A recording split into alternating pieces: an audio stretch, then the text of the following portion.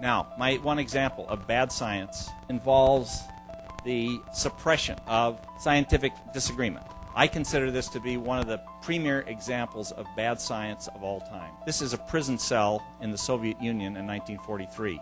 It's where this man, Nikolai Ivanovich Vavilov, died. He was one of the world's leading plant geneticists at the time.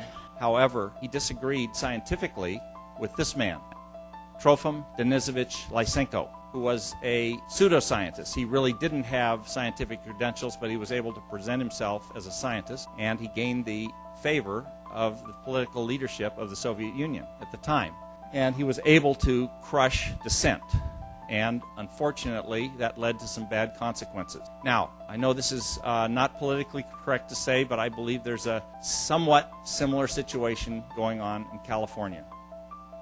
We have a lady in charge of the California Air Resources Board, Mary Dolores Nichols, who controls an agency with 1,300 employees and a budget of over $0.6 billion a year. I believe that a number of things are going wrong with this agency. I'd like to make a comparison. My definition of Lysenko pseudoscience involves Lysenko, a non-scientist who gained the favor of Soviet leaders, made false crop claims, used phony plant genetics, ignored genuine plant genetics like Mendelian plant genetics, purged opposing scientists like Vavilov.